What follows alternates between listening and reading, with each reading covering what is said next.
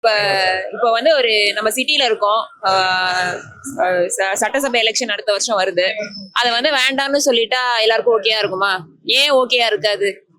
ஏன் ஓகேயா இருக்காதுன்னு நினைக்கிறீங்க? ஏன்னா நமக்கு ஒரு ஏரியாவுக்கு ஒரு ரெப்ரசன்டேட்டிவ் வேணும், ஒரு பிரதிநிதி வேணும். நமக்கு ஏதாவது குறை இருக்குன்னா அவங்க கிட்ட ரீச் பண்ணி போறதுக்கு ஒரு முக்கியம் வேணும். ஜனநாயகத்துல 3 லெவல் ஆஃப் கவர்னன்ஸ் இருக்கு.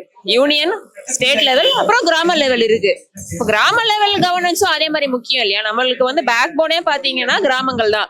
இப்போ கிராமத்துல இருக்கிறவங்களுக்கான தேர்தல் நடக்கிறதுன்றது அரசியல் சாசனத்துல கொடுக்கப்பட்டிருக்கிற ஒரு விஷயம். அதை வந்து நடத்த மாட்டேன்னு சொல்றதுக்கு இவங்களுக்கு யார் உரிமை கொடுத்தாங்க? இவங்கள ஜனநாயக பூர்வமா அரசியல் சாசனப்படிதான் நம்ம தேர்ந்தெடுத்திருக்கோம். இப்ப தேர்ந்தெடுத்தவங்க யாரு முடிவெடுக்கிறது?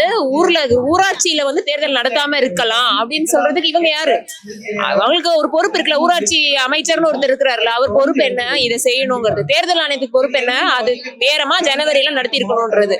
மக்கள் வந்து பிரதிநிதி இல்லாம எப்படிங்க செயல்படுவாங்க? சிட்டிலயாவது யோசிச்சு பாருங்களேன். வார்டு கவுன்சிலர் லெவலுக்கு ஏதோ ஒருத்தர் இருக்கிறாங்க.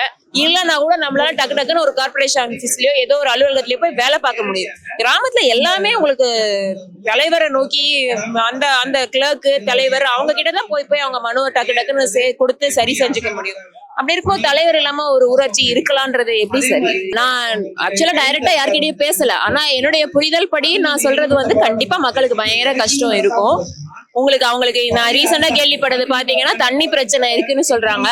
முன்னெல்லாம் தலைவர் இருந்தா தலைவரே எல்லாத்தையும் பாத்துக்குவாரு. மக்கள் அவங்களோட அன்றாட வாழ்க்கையை அவங்க பாட்டுக்கு பாத்துக்கலாம்னு. இப்ப அந்த மாதிரி எதுவுமே பண்ண முடியல. தலைவர்ன்ற ஒரு பொறுப்பே இல்லாம ஆயிப்போச்சு.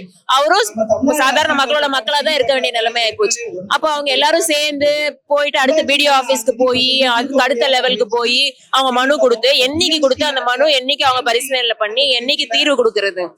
அவங்களோட தீர்வு நேரமே தள்ளி போகுது. சும்மாவே நம்ம அரசாங்கத்துல இன்னைக்கு கொடுத்தா நாளைக்கு சரியான விஷயம் கிடையாது. அப்போ இன்னைக்கு கொடுக்கற இடமே இன்னைக்கு இல்ல அப்படின்னா இடத்துக்கு வந்து மனு கொடுக்கறதே வந்து உங்களுக்கு பெரிய காலதாமதம் ஆகும் இல்லையா? சோ மக்களுக்கு பெரிய குறையாகிட்டே வரும். இப்ப தண்ணி எல்லாம் பெரிய பிரச்சனை கண்டிப்பா கிராம சைடுல இருக்கும்.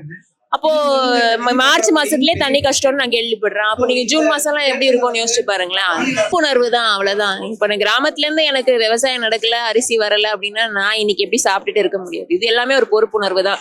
எல்லாருமே சமம் தான் இல்லையா? எல்லாரும் ஒரு குலம், எல்லாரும் ஒரு இனம், எல்லாரும் இந்திய மக்கள், அவ்வளவுதான். சோ எல்லாரும் சமம் தான். ஒருத்தருக்கு பிரச்சனை என் நாட்டுல அப்படின்னா நான் வந்து நிப்பேன், அவ்வளவு.